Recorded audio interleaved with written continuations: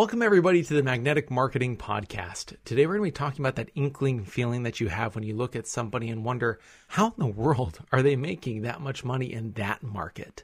Today we're talking about how to extract millions of dollars in even the smallest niches. Dan's going to be interviewing Marty Fort. Marty Fort has a brick and mortar, and he also has an information business, and both have a common thread: small ponds. How do you make millions inside of small ponds and make this work? What should your pricing strategy be? What should your marketing strategy be? How do you not only gain customers, but retain them and ascend them for life? How do you make sure that this all works in a way that you can start to grow your business without the concerns that are usually attributed to smaller niches? This is going to be an episode you're really going to enjoy, whether or not you're in a small niche, because the lessons that come from this small niche strategy can be used in any size niche to massively explode your reach and your growth. Let's jump in.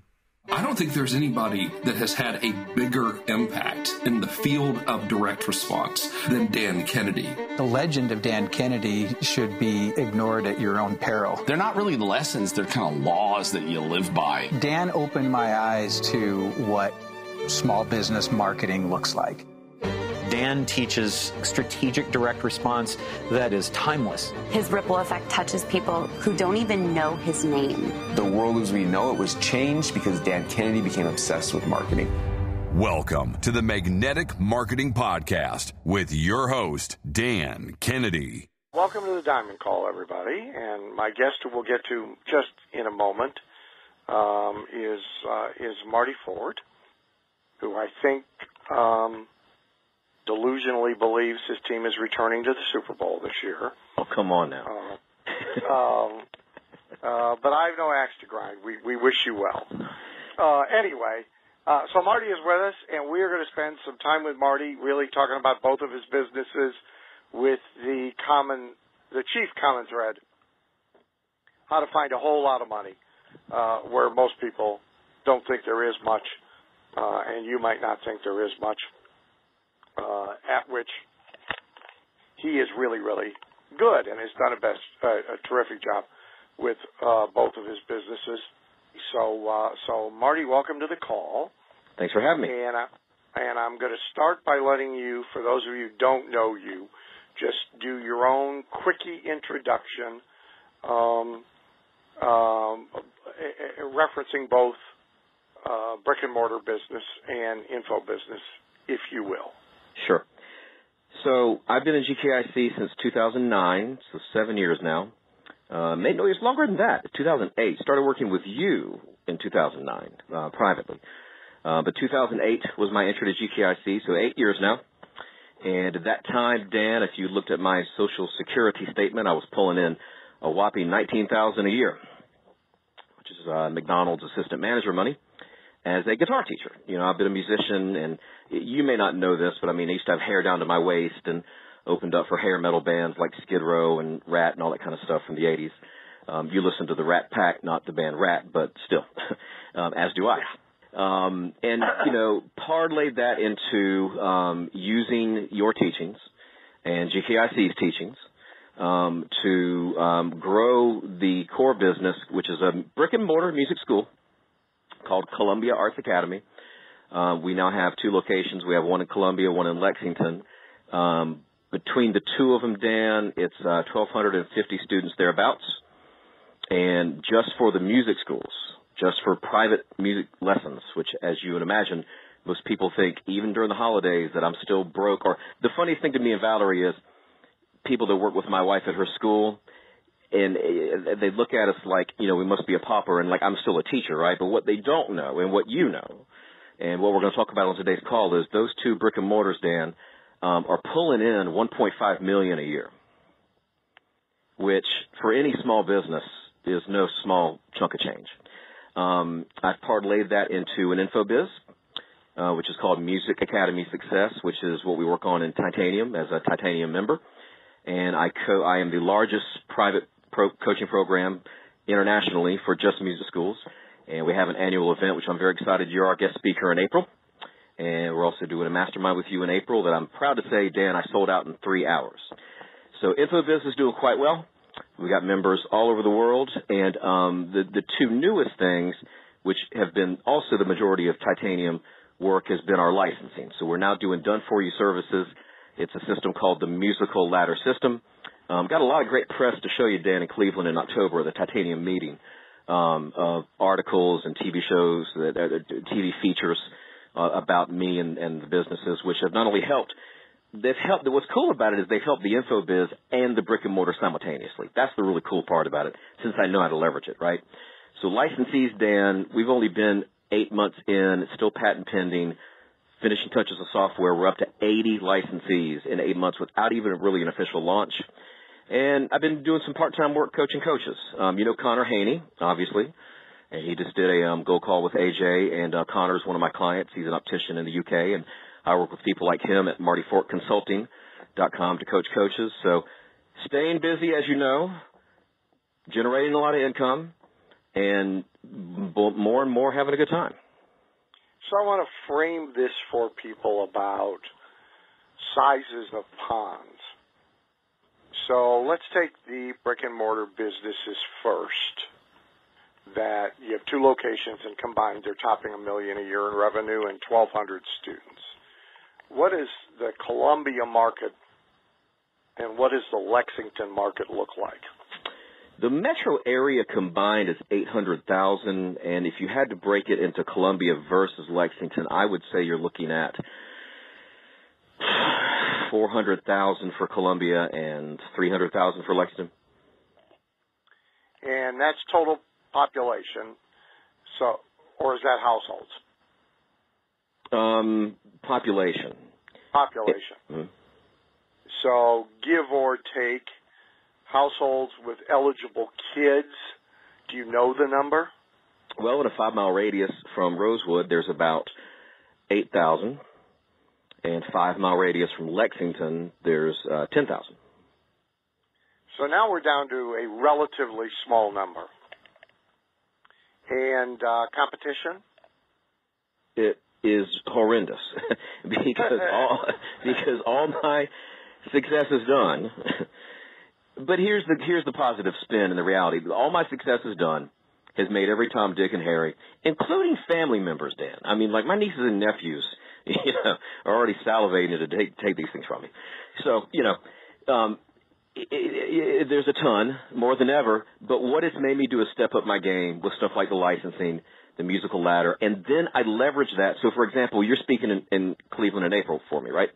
The theme of that event, Dan, is beating the competition 2.0. And it's the entire story and all the examples of everything I've been through this year. So info marketing for me has been fantastic because when I go through stuff like this, like competition, I can then help others with their competition. But this is not like you're sitting there in Columbia all by yourself. Oh, hell no. I mean, we have major big box retailers, Guitar Center, the university. I mean, enormous, intense competition, very thick. Well, and you also deal. I'm right. I think you also deal with school teacher doing this after hours, whose entire fixed investment is the backseat of her car, and they chip away, right? Well, so they try. You got them from both ends. So that's size of pond for brick and mortar. Now let's talk about size of pond for info business for a couple minutes. So your core niche is other brick and mortar music schools across the country. What's that number you're dealing with? U.S. is 8,500 and Canada is around 15.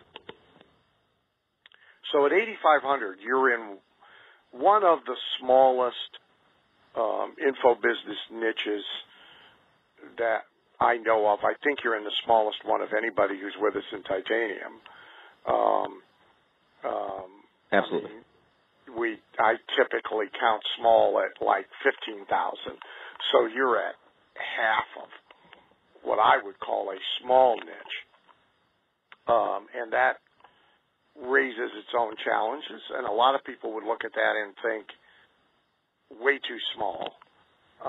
But your info business is in 7 figs now too, isn't it? Mm-hmm. Yeah.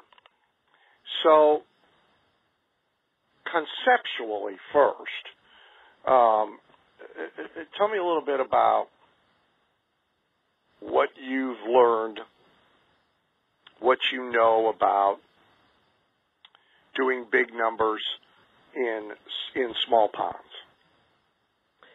I think it goes down to something Zig Ziglar said, which Zig Ziglar said, you can have everything in life you want if you will just help other people get what they want. And so if you look at kids, children's services, which really, Dan, so let's start with the brick and mortar, then transition that question to InfoBiz, okay? If you look at the brick and mortar, Dan, 85% of our enrollment is children, and 15% are adults, and that's for a variety of factors. So one of the ways that I've learned to get money out of it is to be, selective, right? We don't have pictures of adults on the website. We don't have, really adult-based marketing because they're busy, they miss all the time, and they're demanding, right? But the ideal avatar for us is if the Kennedy's got a minivan with 4 kids, then that's who we want. You know what I mean? So what I've learned is you have to be really clear about who you're serving. And then, as you know, you're a father. People will spend anything on their kids. So, obviously, you've heard the term grandpa pay, right? Or grandma pay. Yep. We get a lot of that. You know what I mean? Even if they can't afford, which right now we are the most expensive in the market, they'll pay it. So the first thing I've learned is if you're really helping them and you're putting their kids on stage twice a year and you're giving them wristbands and trophies with the musical ladder system and you're really taking care of them on the customer service end and, you're really giving them something that they want, which is they want their kids to be successful. So some copy I took away. I went to your and very sorry to hear about Fred Katona's passing, but I saw him speak at Mailbox Millions. And that was really cool because he, showed us exercises to draft our own copy for radio. So one of the pieces of copy, Dan, that I came out that helped me a small niche was, do you want your child to get better grades? This is how the commercial starts. Do you want your child to get better grades? How about improved confidence and self-esteem? Well, studies show that one of the best ways to get your child better grades in school and have fun at the same time with better confidence, I'm paraphrasing, is music lessons, yada, yada, yada.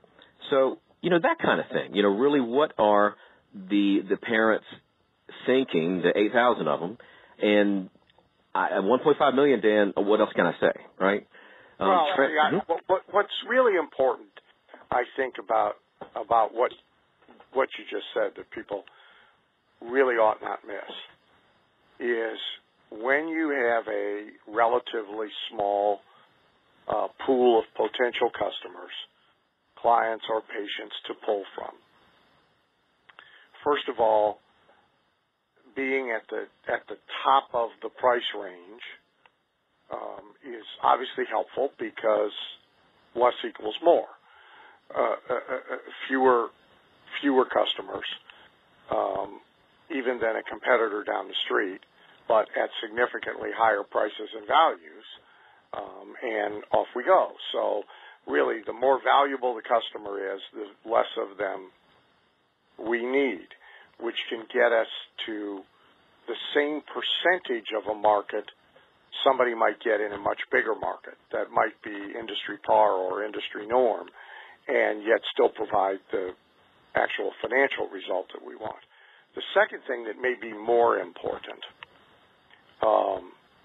is redefining what it is that you are selling in the first place so that it is intrinsically more valuable, it's more meaningful, and it has less competition by positioning. And so you did that with in much the same way that martial arts schools, some use exactly the same pitch that you just gave. Safer, smarter kids with better grades, rather than it being about can the kid play White Christmas or can the kid defend himself against somebody in an alley. The idea here is it gets to this question always of what business are we really in? You know, are we running a music school, or in fact are we really doing something very differently? And usually the very differently is more price elastic than is the deliverable itself. And so people ought not to miss that, because they need to find a way, especially if they are small market confined, they need to find a way to do exactly the same thing in their business, and you've done it brilliantly. So now segue over to the info business, where the problem in many respects is even more acute. I mean, at 8,500 eligible in a niche, you're playing in a real small park. So what I've learned about working in a small pond is back to the Zig thing, okay? That for those listening to the call today and they're saying, you know, Marty, I'm in a smaller market, or even if they're in a big market, they can use this, Dan, in their info biz. It's really about how are they helping them. I mean, I think most info marketers come in with the following trajectory. You know, they start talking about marketing, and, you know, you were there. Bill Glazer said to me at Winter's Weekend at Disney, it was 2011. He said, you know, Marty, if you only talk to him about marketing, you're not going to keep him very long, you know. And so I came in with that kind of thinking, Dan. Well, I'm going to help him with marketing, help him with retention. And you were there in Titanium when I had a serious situation going on in my school with cops and death threats with a contractor and AK-47s. And I don't still know which was more scary for me, was what was going on 1,000 miles away at the music school, or having to tell you that I needed to put my phone on vibrate during a Titanium meeting. I don't know which was more anxiety for me, but I appreciate you being cool about it. But the point is, I took that experience. This is the perfect answer to your question, Dan. I took that, which would have been really traumatic experience for me years earlier on in my development, right? And I put it into a newsletter for Music Academy Success, and they're still talking about it because it helps them. And this is the key to answer what I've learned about work. If you're going to work in a small pond, you've got to be really helpful to know what they're going through and what's on their mind. I see a lot of info marketers, Dan, would just think, well, no, the newsletter this month is going to be about marketing. It'll be about this social media thing, or it'll be about this, this direct mail piece. But there's tons of that, right? The way I'm able to navigate and successfully, captain a small pond for, almost 10 years now is I know what their problems are, and I'm good at helping them and taking stuff that I go through and recycle it to them. Does that make sense? Yeah, and so I had a call earlier today with Jay Abraham's son, who is a new and developing copywriter. He's actually at Agora right now. And, he asked what the difference is between really top-tier and super effective copywriters and all the rest. Because like anything else, it's pyramidal. There's 1%, 4%, so forth. And I said the majority think, first of all, because it says copywriter, the job is write copy. And so they're in a real big hurry to get their fingers on a keyboard and write something. But beyond that, they are both superficial and lazy about deeply understanding whoever it is that they are writing to. And so you've described, so we can take copywriting out and we can put information marketing in. And in reality, we can take information marketing out and we can put any core business you want in. So marketing a music school, marketing a dental practice that does Invisalign for kids, which would be somewhat an analogy to your business, marketing hearing aids to old people, marketing luxury cars to rich people, whatever. the thing that most marketers miss is they're quick to the marketing, and they're not particularly deep in the understanding of the person at the other end of the marketing. And if you're gonna, in a really big market, so for info marketing, if you take a niche, say, of dentists or lawyers or restaurant owners, you're talking about hundreds of thousands of eligible buyers.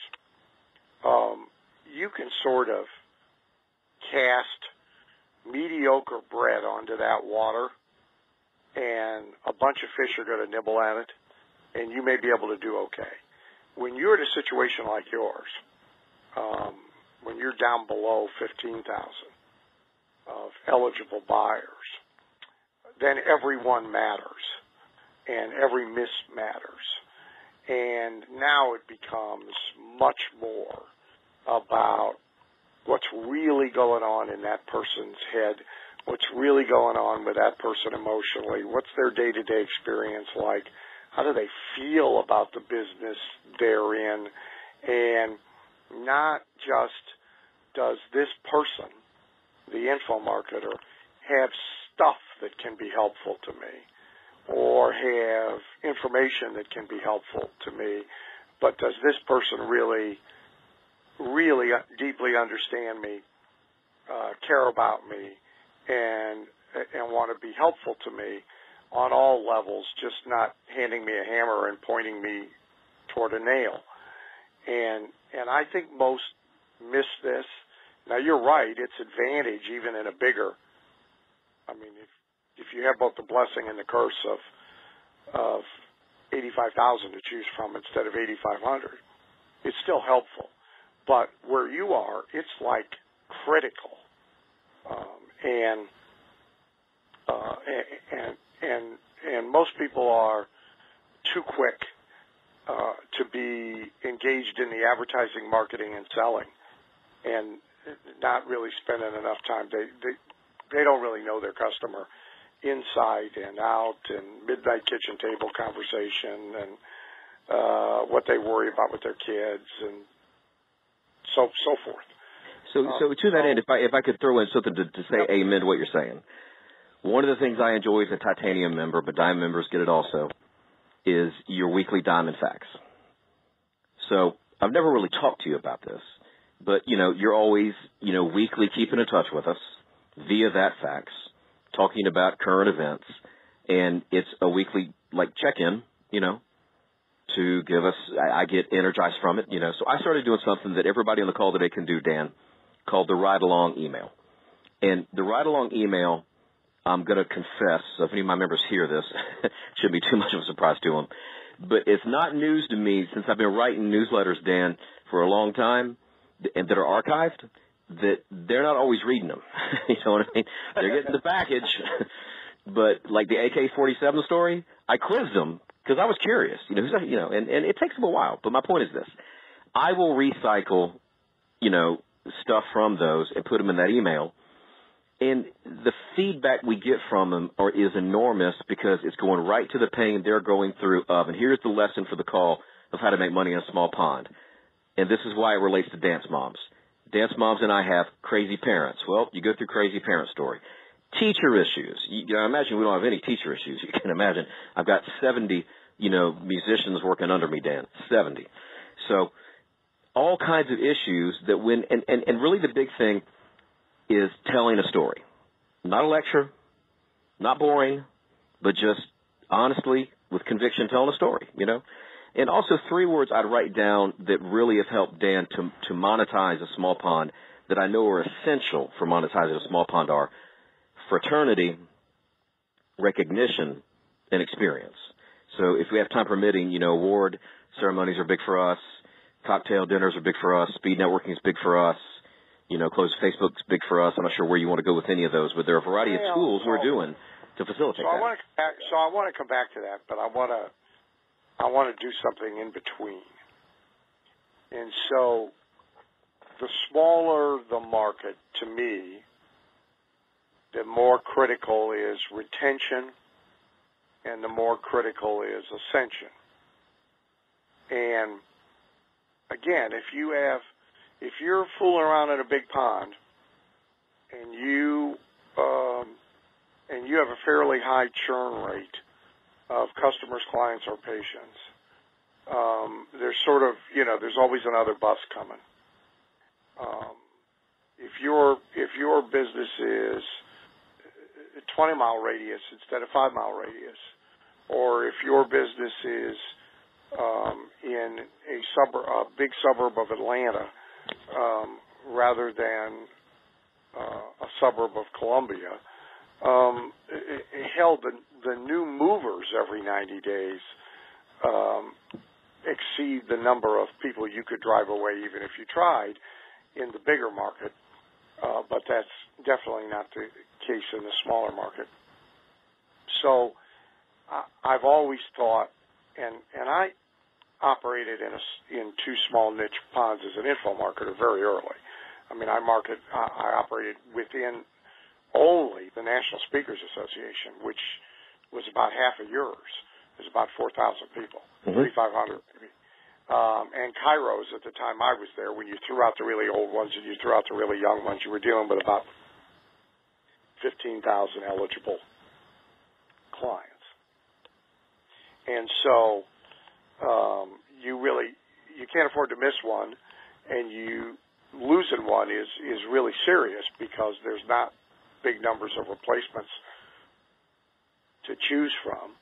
In a brick and mortar niche versus like a service business niche, there's less new replacement churn in the business to deal with. So if I wake up in the morning and want to be a real estate agent, I can pretty much be a real estate agent. If I want to be a music school owner, I got to find space, I got to negotiate a lease, I don't guess there's much equipment, but I probably need a decent sound system. I might need a piano. I mean, so there's a heavier barrier to entry. There's a heavier investment. So for all those reasons, it seems to me like the best strategies for keeping them so they don't leave in both businesses, and the best strategies for ascending them from one level to the other are pretty important. I think that's going to get us into where you started to go, but I would like to hear your specific thoughts about both retention within that continuity and about ascension. Sure. So retention first in both businesses. See, I view these businesses as very similar, Dan. I tell my Music Academy Success members, and this is part of it, going back to the fraternity thing, there has to be fraternal language, and so they named themselves masters. Music Academy Success, short masters, like, in Augusta. And so what I tell the masters is that, for them to retain their clients, they're really in the subscription business. Their students, Dan, are subscribing to music lessons. They're either going to subscribe for 3 months, 12 months, 18 months. First, they got to start tracking that. If you're going to improve retention, well, what have you always preached, Dan? You got to know your numbers. So first step to improve retention is, what are the numbers? How long are they staying for lessons? How long are they staying in continuity? So tracking. But the big thing is, and this answer may or may not surprise you, is office staff. I mean, personal touch. So we automate a lot of things, but I'm a big believer in the brick and mortar school for retention, and in the info biz for retention, in personal touch. So for example, Dan joins Music Academy Success. Well, the first thing, let's go back up to the free report. Dan's accordion barn in Independence is dying, and you want to get it fixed, okay? So you request a free report, right? The first thing we do to help not only get you as a member, but eventually retain you and ascend you, is we're not just going to send out an automated email. You know what you're getting, Dan? You're getting a phone call.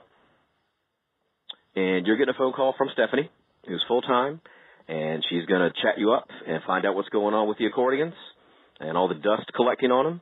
And that alone starts down the path of retention and ascension. Does that make sense?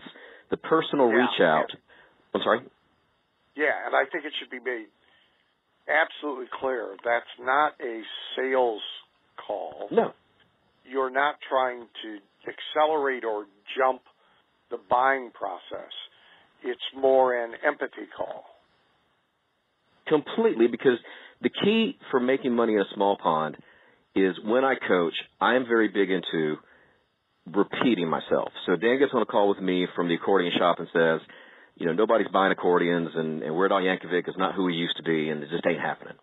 So I go back to you or Stephanie would or whoever, make sure I understand this, Dan, that, you're having trouble because you're not getting accordion students and you want to get more, blah, blah, blah. So it is empathy. And it's saying, okay, well, great. Tell me about your school. All right, sounds like a great fit. So we're going to send this out to you, and I'm going to follow up. And then so number 2, for retention, she follows up with them. So see, now they got somebody on the phone they can call in an info biz, which, as you said, if you're servicing hundreds of thousands of real estate agents, hundreds of thousands of lawyers, they can live that life of automation, you know what I mean? But when you're dealing in a tiny pond that I am, right, there has to be that personal reach out to where they feel like they can pick up the phone, call somebody, and there is a source, like a refrigerator magnet, right, for the lifeline, okay? The other funnel for... Don't you think even that as, by and large, there becomes less and less of this, that for at least some customers or clients, just the fact that you're sort of a last man standing, delivering human touch and human access, you gain an advantage just by doing it alone. Amen. And look, let's switch back to the schools for a second. So we mystery shop our competitors intensely. And, I have weekly meetings, get daily reports from them, and the staff sometimes will try to put things to their advantage. So, Dan, they said to me, well, we want to automate these reminders for this class. We want to just email these things out because it's taking too much time. And I said, hell no, you're not emailing just these reminders. You're going to pick up the phone. You're going to call Dan. You're going to remind him his class is this Thursday, not your private appointment, but for a group thing or whatever, or whatever the reminder is, right? And you're going to use it as a chance, and everybody should jot this down, Dan, to upsell him, bond with him, ask him how the horses are. And the answer to your question is yes. It doesn't have to be a matter of my opinion. Since we're the last man standing, there is no other school, Dan, in the state of South Carolina doing $1.5 million with music lessons for kids. Barely any in the country, right? If we go back to the info biz, and I'll try to go quick because we've got to watch the clock.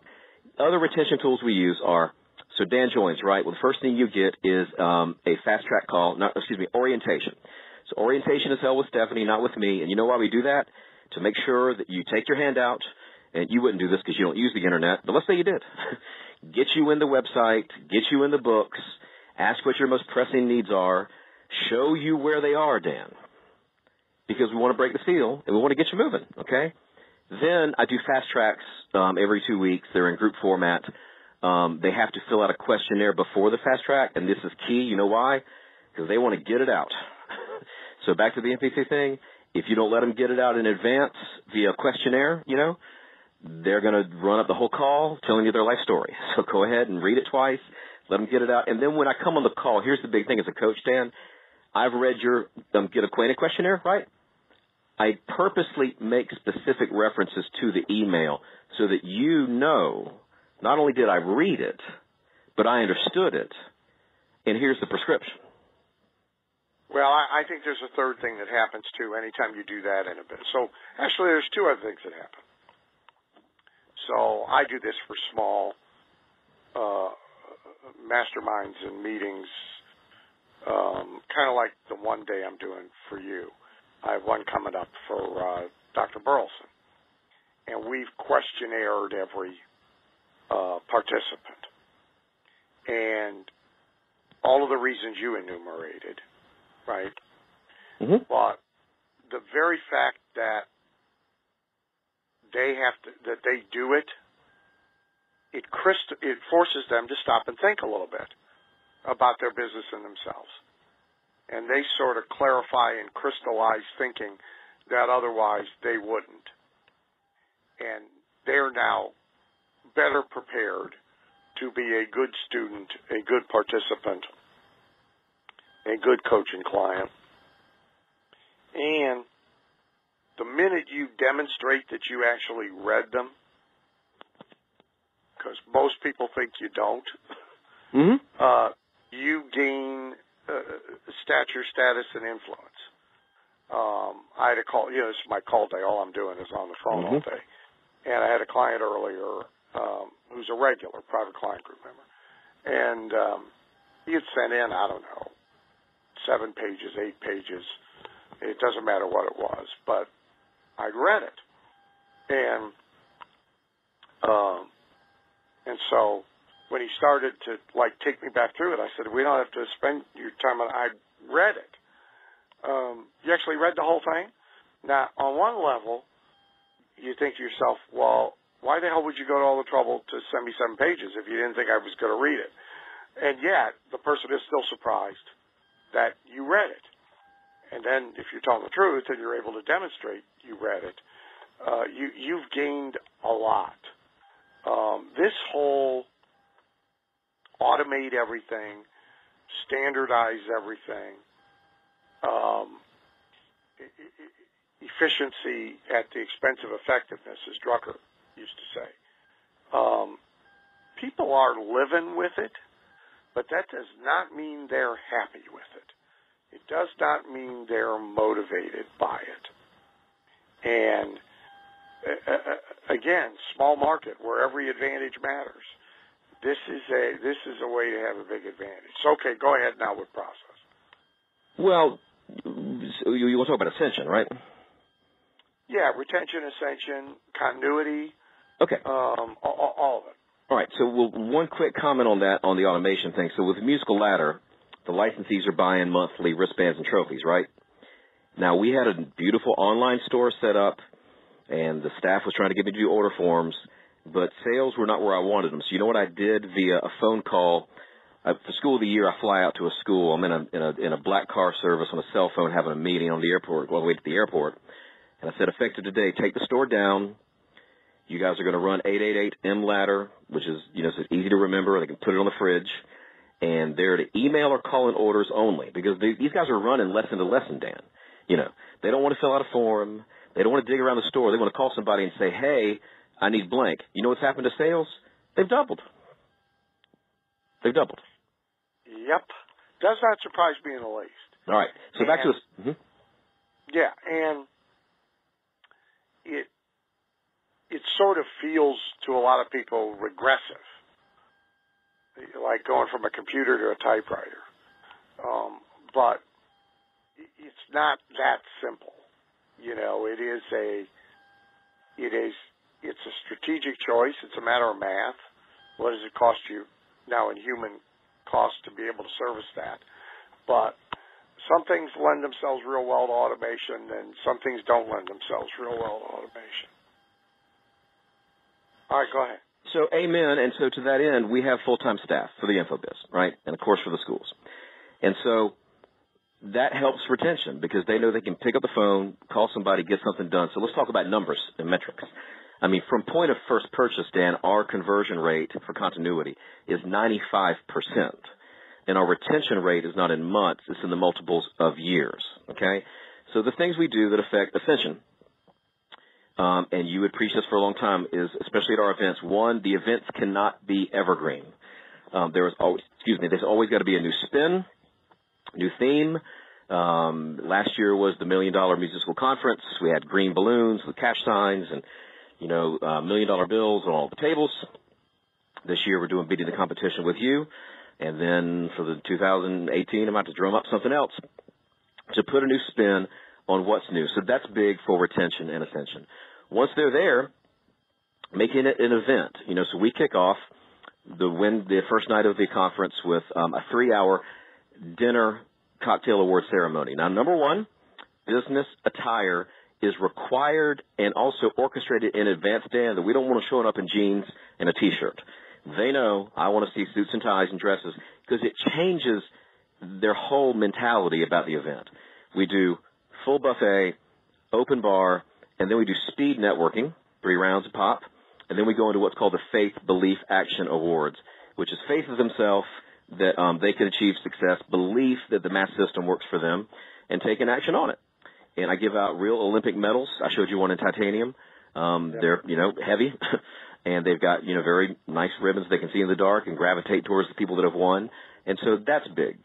School of the Year contest is big. People come back all the time to see what the others are doing. So if you want to get your retention and ascension up, showcase the winners via the award ceremonies, via the contest. We do School of the Year contest. We do office staff member contest. This year we did a Facebook campaign of the year contest. So it's showcasing stories. And now we've gone, Dan, from typical ballroom marketing content deliverable to, they know they're going to get on a plane, either as a newbie or old-timer, have a great experience, dinner with their friends, meet some new ones to be friends with, see what the others are doing, hear stories. I didn't say much about marketing, did I? And if you worked it backwards to the core business, you're doing the same thing in the school. Absolutely. So here's the big battle I fight with that. The way the musical ladder is designed, Dan's accordion barn comes on. You've now got these wristbands and trophies in your lobby, but see, we still got to get you to think right. What you want to do is take them down to the Cleveland, German Fest and have their accordions out doing polka music and give them all the wristbands there and make it all one fell swoop, one time a year, because not you, but the person would be lazy, right? Yep. That's not how that works. What Marty Fort wants to see and does see is every day in my schools, 2 different locations, there are tests with these wristbands going daily. So at the desk, there's activity. Kennedys come in for a tour. You see them getting a wristband. And that's how they ascend. They not only become customers, but they ascend. And the way they ascend is through, here's something specific anybody can do. We have a closed Facebook group for the group, which, as you know, I have mixed feelings about. It does become a headache, but I think it's a necessity. They need to be able to communicate, but it's got to be intensely moderated, right? And there are people that got to just go. That's the dark side of it. But a lot of them, Dan, will daily show their success, and that environment is contagious. So Stephanie started to keep a success file. We're up to now, Dan, almost 500 success stories, and here's what this means. When they see other higher-level members, Gold Plus, Diamond, succeeding and crushing it on a systematic success report in the newsletters and the award ceremonies and daily on the Facebook, see, that's 3 streams, Dan, of social proof. And that social proof and fraternity is what helps our ascension in a small pond. All right, so let's talk just a little bit now about continuity and force, non-force, dropout, things you do now that you didn't do 3 years ago to extend the life of continuity members. So talk a little bit about that. Well, I mean, it's really the personal touch is big. I mean, so ours is forced. So what happens is for the box, it's 3 payments of $4.99, 30 days apart, and then you go into continuity. And so from day one, we're getting them on the orientation call with Stephanie. That helps. We're getting them on the fast track with me. That helps a lot. As you said, they trust me. They know me. Know we care about them. There's empathy, and we're really trying to help them. Back to the Zig thing. Constant showcasing of the success stories, constant promotion of the awards coming up, and we do other events. So we've now launched, which a lot of your guys are doing, is we're doing training for their staff. So we now have an annual event, which is the over-the-top office staff training. It's coming up in November. So their staff flies to me. So that helps, to keep them interested, keep them around. Always trying to come up with new call topics and new stuff that's important to them. Back to earlier, the constant showing the empathy of the horrible stuff I go through, and they do as well. That's enormous. They're sticking around to hear not only what are their buddies going through, Dan, but what's Marty going through, So, for example, when we do our newsletters at the schools, we send them to the mass members also. Every time we send an email from the schools, we send them to the members also. So they're really getting to ride along in the guts of the business. And how cool is that that over the years, see, I didn't do all that stuff. It took me time to build this machine, you know. But, I mean, if you're running the accordion place and you can ride along with emails and direct mail and newsletters and all this other stuff and just ride along as a passive user, that's how we're keeping them 4 to 5 years, because there's always new stuff. There's always a what next, but also focusing on core fundamentals. So not sugarcoating. The story I tell is, you know, Tom Brady, what does he do every day? Throws balls. He runs. You would think by now he got that, right? But no, the Browns don't have it, but Brady does. Well, to be fair, we don't have anybody who can throw or run. Well, the RG3 losses, let alone doing it. But no, see, the athlete comparison is one I often make to people, because not only is he throwing and running, but he's measuring his performance. He still has analysts and coaches and somebody saying, you know, since last week, your wrist is moving in a different direction. Are you aware your wrist is moving? I mean, and you would think by now you would have all that. But the real pros are constantly focused on the core elements of what they do. But you are also right. If you keep people around you a long time, it's very hard to do that unless they are either using utilities that can be unplugged, or they are vested in you and your ongoing adventures and soap opera and life, not just in the core elements that you teach. It's very hard to keep them. And people don't get that, you know. They don't understand that information marketing is a mix of fiction and nonfiction. It's not just a technical process manual on the shelf. And because you are a performer, we will close the call with some applause for you. All right, bye, Marty. Bye-bye. And bye, everybody. Thank you for listening to the Magnetic Marketing Podcast with Dan Kennedy. If you love hearing in on these lost Dan Kennedy talks and speeches and calls, then please let someone else know about this podcast.